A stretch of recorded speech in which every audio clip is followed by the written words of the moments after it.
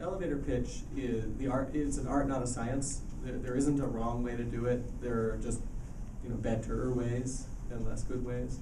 And as you do it over and over again, you'll find different ways to describe what you're doing that start to click more for you. Just pay attention to when people say, "Wow, that sounds really interesting," and you think, "Well, what did I say?" Right? And go back over that and remember that and try to use that more. And if people are saying, kind of, "Tell me again, what is it you're doing?" Then you know that it's not working.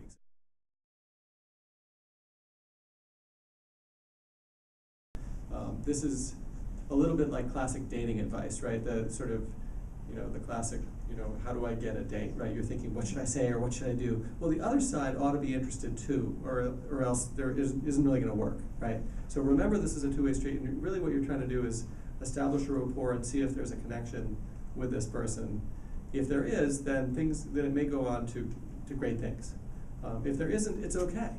Maybe you just learned that the person you're talking to isn't the right person to work with you on this idea.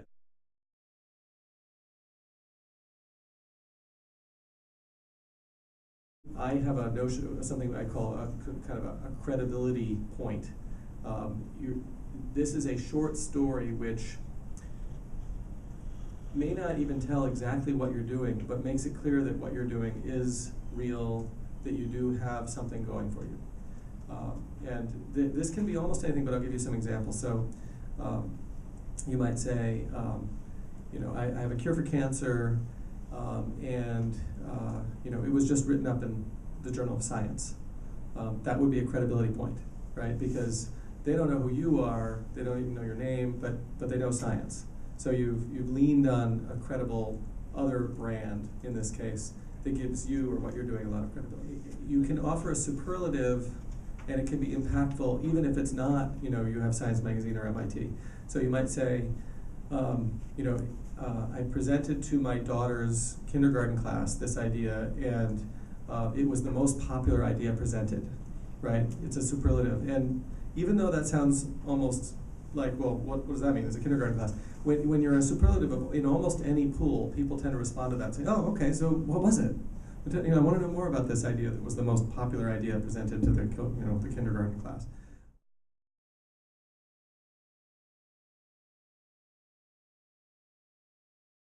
I need to know something about how big this is. So if you said, for instance, that doctors spend 20% of their time on claims processing, and it costs the average doctor $30,000 a year to do it, and there are 1 million doctors in the country, so it's a $30 billion problem that you're solving. That's adding some quantity to this otherwise sort of interesting but kind of generic description of what you're trying to do. So again, quantity can be almost anything, but it's numbers that give the other side in this 30 or 60 second window that you have some sense of, just how big is this thing that we're talking about.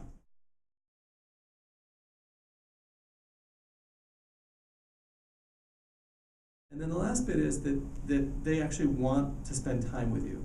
And so I'm calling this humanity. You want to make yourself human, you want to make yourself interesting, you want to make yourself a person that this investor type just wants to spend that hour with, right? So it could be a funny story.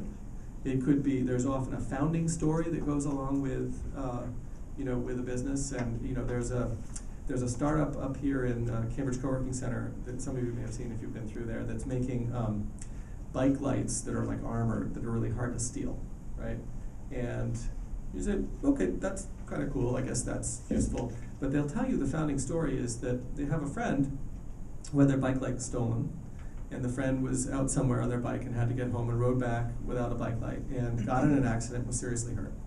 And they say, this made us feel that this is important. We really need to make bike lights that can't be stolen, because it's just a terrible thing that bike lights are stolen. And when I heard this story from these guys, I was like, wow, and this is their friend. They're out there on a crusade because of their friend getting hurt. And that's the humanity part of this. I do want to know what their credibility is. Like, why do I believe you can build a bike light? And I want to know, how big is the market for bike lights?